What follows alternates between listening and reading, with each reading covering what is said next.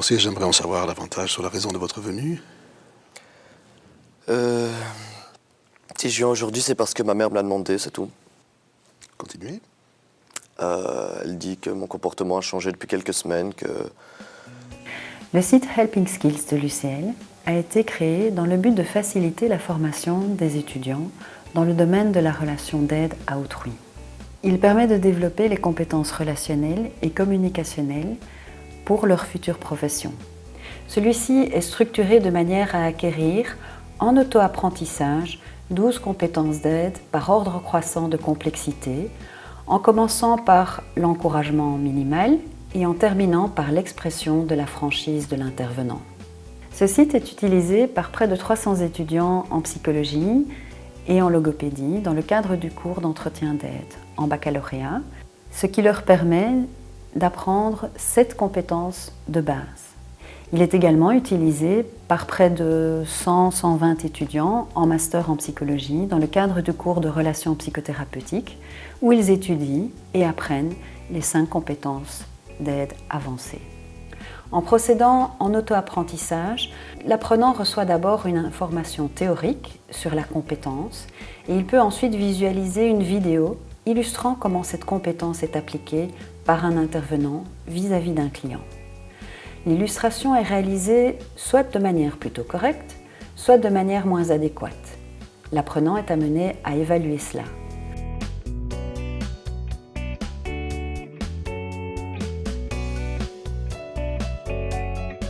Dans les vidéos, les gens qui font ça ont quand même une meilleure connaissance que 3 étudiants qui n'ont jamais vu un patient et qui vont essayer de s'imaginer c'est quoi être psy et c'est quoi être un client ou un patient. La plupart d'entre eux n'avaient même pas d'idée concrète de ce que c'était un entretien d'aide, on n'avait jamais vu.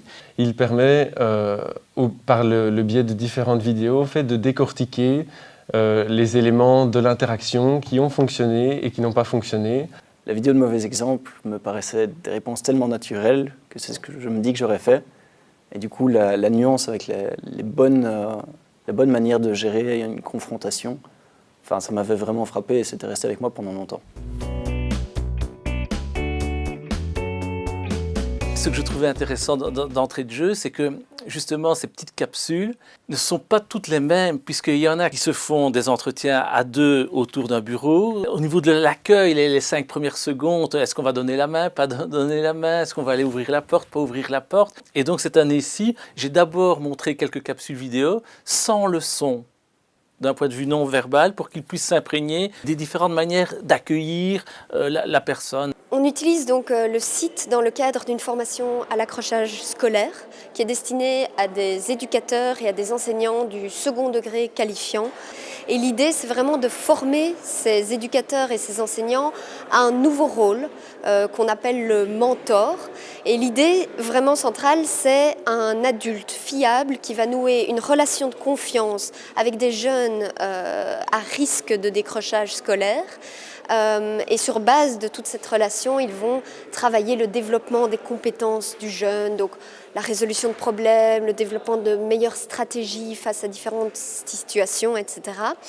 Et pour nouer toute cette relation de confiance, là, voilà, on s'est aperçu que ces personnes ont l'habitude d'une position où ce sont eux qui parlent, qui ont la bonne réponse, qui ont la référence, et on ne laisse pas beaucoup de place à la parole de l'élève.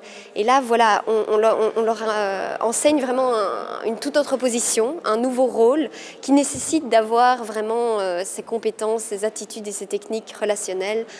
Donc bien entendu, l'empathie, l'écoute, voilà, sur le principe, on est tous d'accord, mais une fois qu'il faut se mettre dedans et donc laisser la parole à l'élève, pouvoir vraiment écouter, supporter les silences aussi dans la conversation, c'est beaucoup moins évident.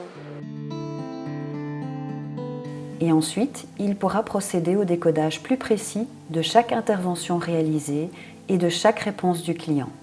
Et son empathie sera sollicitée en lui demandant de s'exprimer sur ce qu'il ressentirait à la place de l'intervenant ou du client. Après avoir procédé de la même manière avec le contre-exemple, l'apprenant peut ensuite tester ses connaissances par un QCM et un questionnaire à questions ouvertes. Ensuite, il peut poursuivre avec chacune des compétences suivantes.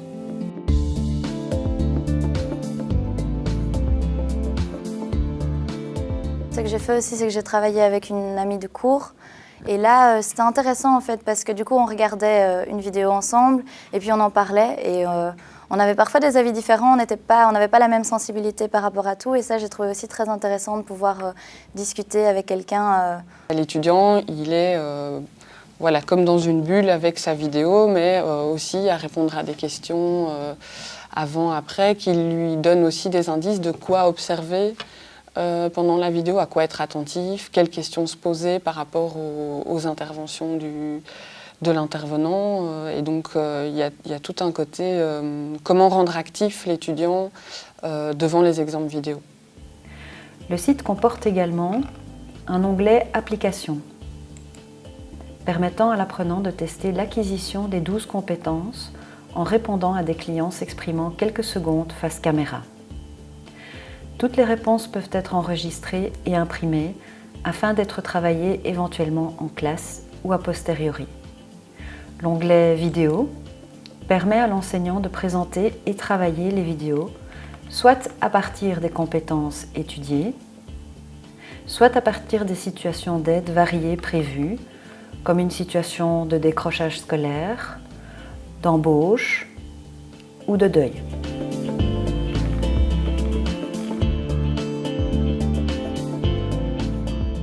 En résumé, moi, ce que je trouve pertinent pour les étudiants, ces capsules-là, c'est que véritablement, ils se sentent outillés.